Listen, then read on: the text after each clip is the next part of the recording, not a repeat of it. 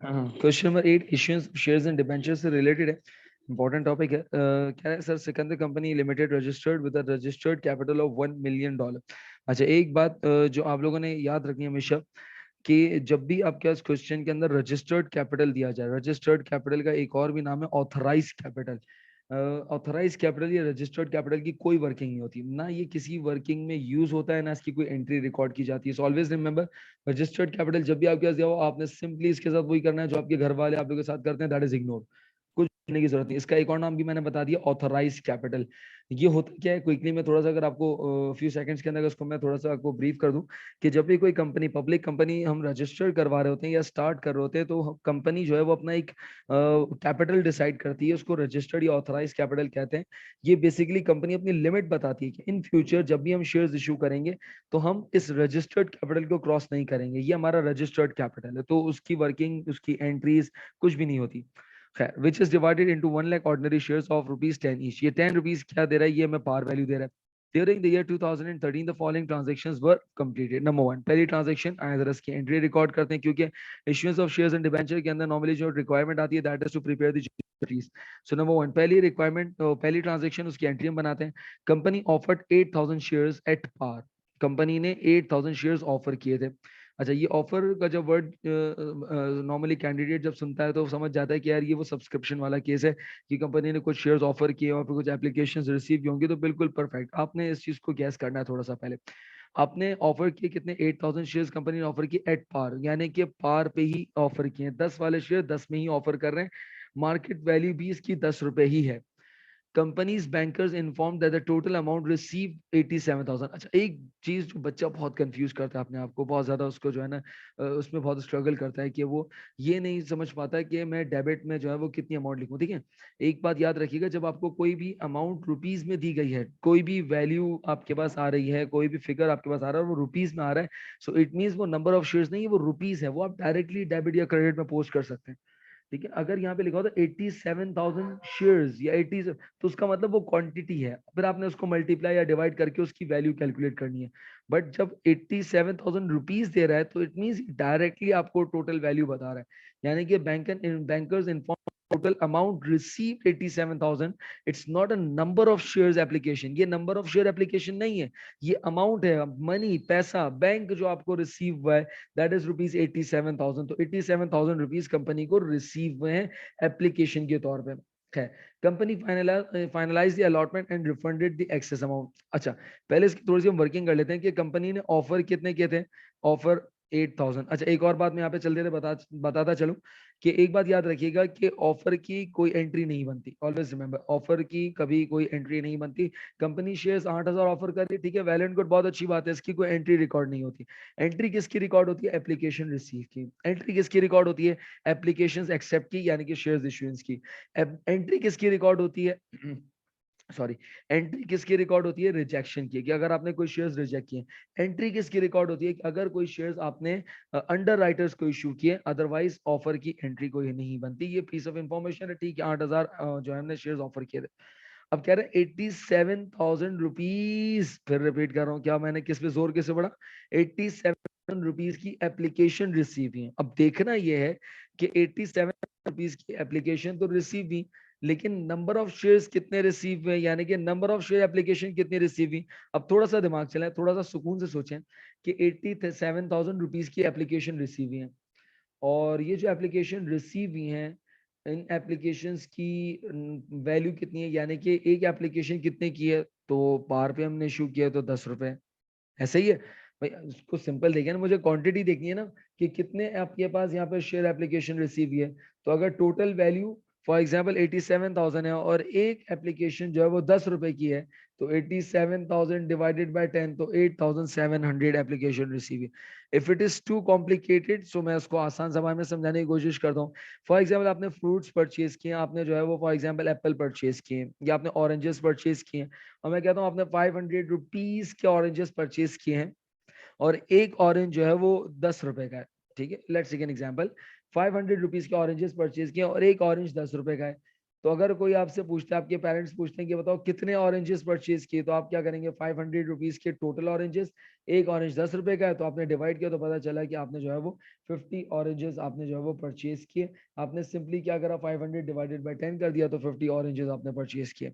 तो इसी तरीके से 87,000 रुपीज की एप्लीकेशन रिसीव हुई थी, एक एप्लीकेशन 10 रुपए की थी। हाँ, अगर यहाँ पे लिखा होता for example company offered 8,000 shares eight for example 12, यानी कि कंपनी ने 8,000 ऑफर किए हैं एट रुपीज 12, यानी कि 12 रुपए द मार्केट वैल्यू, तो फिर मैं 87,000 को 12 से डिवाइड करता हूँ। बात समझ में आ रही है? अभी 10 से क्यों डिवाइड किया, क्योंकि अभी जो पार वैल्यू है वही मार्केट वैल्यू है। तो मेरे पास 8700 एप्लीकेशन रिसीव हुई हैं। अब सुनिएगा, ऑफर की थी 8,000, एप्लीकेशन रिसीव हो गई 8,700, तो बताएं ओवर या अंडर? तो डेफिनेटली बच्चे कहेंगे ओवर सब्सक्रिप्शन है। और अगर ओवर सब्सक्रिप्शन है तो इसका मतलब बाकी के 700 शेयर्स हम क्या कर देंगे, रिजेक्ट कर देंगे। 700 शेयर्स हम क्या कर देंगे यहाँ पे, रिजेक्ट कर देंगे। तो इट मीन 3 एंट्रीज यहाँ पर बनेंगी फर्स्ट ट्रांजेक्शन के अंदर। नंबर 1, पहली एंट्री बनेगी एप्लीकेशन रिसीव की, जिसकी अमाउंट मैं फिर कह रहा हूँ डायरेक्टली गिवन है, तो बैंक डेबिट और शेयर एप्लीकेशन क्रेडिट। 87,000 रुपीज से ये एंट्री बनेगी, नंबर 1। नंबर 2, सर इसी फर्स्ट ट्रांजेक्शन की एंट्री क्या बनेगी, यानी कि 1A अगर मैं कह दूं और ये 1B है, तो इसी की अब क्या सेकंड एंट्री क्या बनेगी कि हमने कुछ एप्लीकेशन एक्सेप्ट करनी है, और जब एक्सेप्ट करनी है तो एप्लीकेशन शेयर एप्लीकेशन डेबिट और शेयर कैपिटल क्रेडिट। प्रीमियम या डिस्काउंट नहीं आएगा, रीजन इज क्योंकि हमने पार पे इशू किए हैं, तो शेयर कैपिटल क्रेडिट। अब सवाल ये होता है कितनी एप्लीकेशन हमने एक्सेप्ट की है, ऑब्वियस सी बात है जितनी ऑफर की है। सो 8,000 मल्टीप्लाई बाय 10, दैट इज 80,000। 80,000 की हमने एप्लीकेशन एक्सेप्ट कर ली, यानी कि हमने इनको शेयर्स इशू कर दी एट पार। फिर इसके बाद 1B के बाद 1C। 1C में क्या है, रिजेक्शन करनी है। कितनी एप्लीकेशंस रिजेक्ट करेंगे, शेयर एप्लीकेशन डेबिट और बैंक क्रेडिट की एंट्री बनेगी आपके पास। और कितनी एप्लीकेशंस मैंने रिजेक्ट कर दी, 700 multiply 10, that will make 7,000। I hope कि ये एंट्री क्लियर भी होगी आपको। चले 1 के बाद 2, सेकंड ट्रांजैक्शन पे चलते हैं। Issue 1,200 ordinary shares to the promoters of for the services rendered by them। पता है कि जब हम प्रोमोटर्स को शेयर्स दे रहे होते हैं तो उसके बैंक नहीं करते, उसके लिए हम इक्विपमेंट डेबिट नहीं करते, बल्कि हम करते हैं कि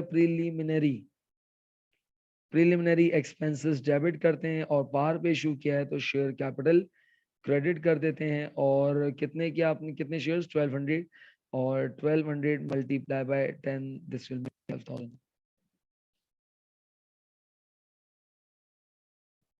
थर्ड ट्रांजेक्शन कह रहा है कि इशूड 4,000 डिबेंचर। ओ किस पे आ गया, डिबेंचर। अभी शेयर्स खेल रहा था, अब डिबेंचर पे चला गया। 5% डिबेंचर। अच्छा एक और बात जो को बता दूं कि 5% जो दिया हुआ है इसको हम इग्नोर करेंगे, इसको कुछ भी करने की जरूरत नहीं है। क्यों सर, ये 5% बेसिकली इंटरेस्ट होता है कि हम डिबेंचर पे 5% इंटरेस्ट देंगे। मुझे अभी इंटरेस्ट की रिकॉर्डिंग नहीं करनी, मुझे यहाँ पे रिकॉर्डिंग करनी issue of shares and debenture. तो 4,000 debentures of rupees 100, 100 is the par value at 98, 98 is the market value, redeemable after 5 years at, तो इट्स अ रिडीमेबल वैल्यू। जब भी रिडीमेबल वाली बात आएगी तो उसका मतलब यहाँ पे 2 एंट्रीज बनती हैं, हमें पता है 2 एंट्रीज रिकॉर्ड की जाएंगी। फर्स्ट ऑफ ऑल पहली एंट्री में रिकॉर्ड करो इशू ऑफ डिबेंचर, और डिबेंचर इशू करने की एंट्री क्या बनती है, बैंक डेबिट और डिबेंचर पेबल क्रेडिट। मैंने बीच में जगह छोड़ी हुई है, क्यों छोड़ी हुई है आप समझ गए होंगे। Bank debit, first of all bank debit, कितने डिबेंचर्स इशू किए मैंने, 4,000 और 98 मार्केट वैल्यू 98, तो 4,000 मल्टीप्लाई बाय 98, ये आपके पास अमाउंट बनेगी 4,000 मल्टीप्लाई बाय 98 मल्टीप्लाई बाय 98, 3,92,000। ठीक है, ये मार्केट वैल्यू से आपने डेबिट कर दिया। Debenture payable is always recorded at the par value 400, 4,000 multiply by 100, that is 4 lakh. ये आपने डिबेंचर पेबल क्रेडिट कर दिया। अभी मैं रिडीमेबल पे नहीं आ रहा, अभी अपनी नॉर्मल एंट्री कंप्लीट कर रहा हूँ। सर 98 में आपने इशू किया, इसका मतलब डिस्काउंट पे इशू किया, तो यहाँ पे डेबिट साइड पे आ जाएगा डिबेंचर डिस्काउंट। कितने से आ जाएगा, दोनों का डिफरेंस, यानी कि 8,000 से आपने डिबेंचर डिस्काउंट रिकॉर्ड कर दिया। यहाँ पर मेरी एंट्री भी कंप्लीट नहीं हुई, ये पार्ट कंप्लीट हुआ डिबेंचर इशू का। अब इसके बाद क्या कह रहा है, इसके बाद कह रहा है कि हमने ये इशू कितने पे किए, 104 पे रिडीमेबल होंगे, रिडीमेबल 104 पे होंगे। 100 वाला डिबेंचर हम 104 में रिडीम करेंगे, यानी कि 100 रुपए के बदले में 104 रुपए वापस करेंगे।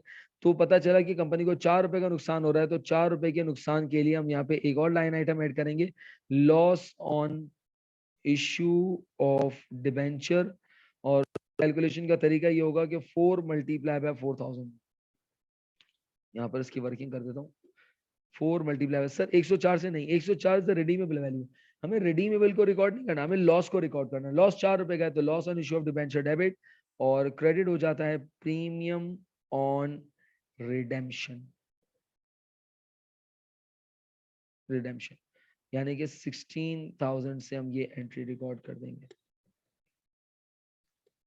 चलिए इसके बाद फिर थर्ड ट्रांजेक्शन के बाद आपके पास आ रही है फोर्थ ट्रांजेक्शन, परचेज बिल्डिंग 1,50,000।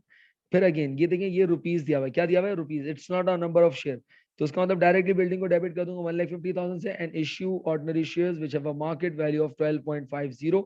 इसका मतलब ये कि हमने 12.50 के हिसाब से जो है वो हमने शेयर्स इशू किए, तो उसका मतलब ये कि पहली एंट्री तो हमारे पास बन जाएगी क्या, डेबिट, यानी कि फर्स्ट पार्ट आ जाएगा बिल्डिंग, और कितने से डेबिट हो जाएगा, दैट इज 1,50,000 से बिल्डिंग डेबिट कर दिया।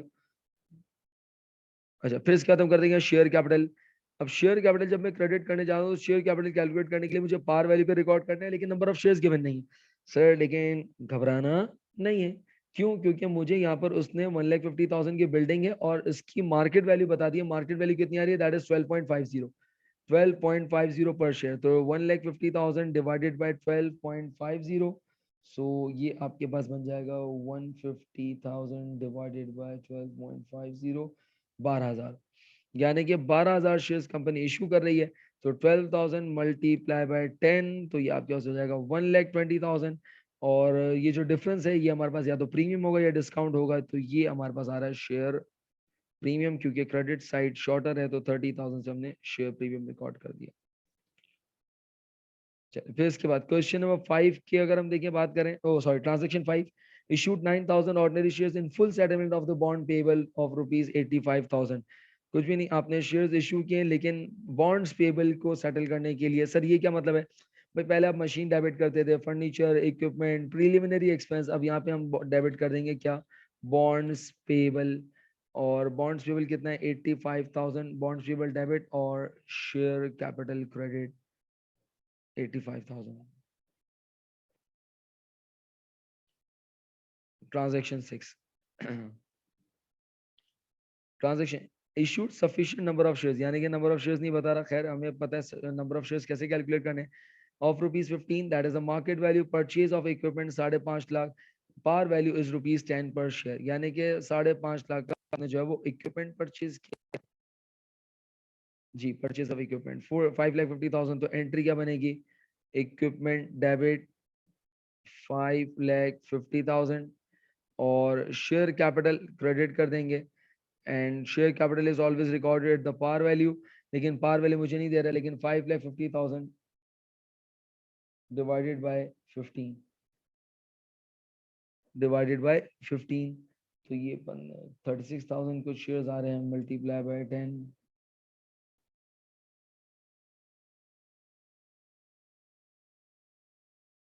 5,50,000,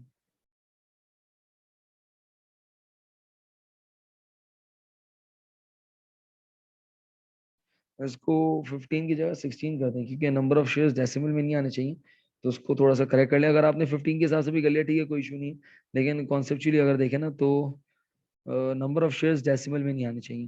खैर अगर एग्जाम में अगर इस तरह से आ रहे हो तो आप उसको चेंज मत कर दीजिएगा, एग्जामिनर से पंगा मत लीजिएगा, ठीक है, अगर उसने कर दिया तो ठीक है, करने दीजिएगा। अच्छा तो ये आपका 16 से अगर मैंने डिवाइड किया तो 34,375 शेयर्स आ गए, ठीक है, मैं 16 से कर रहा हूँ, अगर आपने 15 से किया इट्स परफेक्ट, कोई इशू नहीं है, ठीक है, तो 34,375 शेयर्स है, मल्टीप्लाई बाय 10 कर देंगे इसको,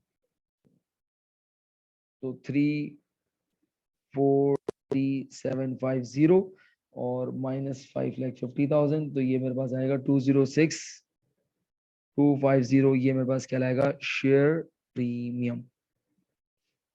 यहाँ तक क्लियर इसके अंदर, तो ये हमारे पास 6 ट्रांजेक्शन्स थी, हमने 6 ट्रांजेक्शन्स को यहाँ पे रिकॉर्ड किया।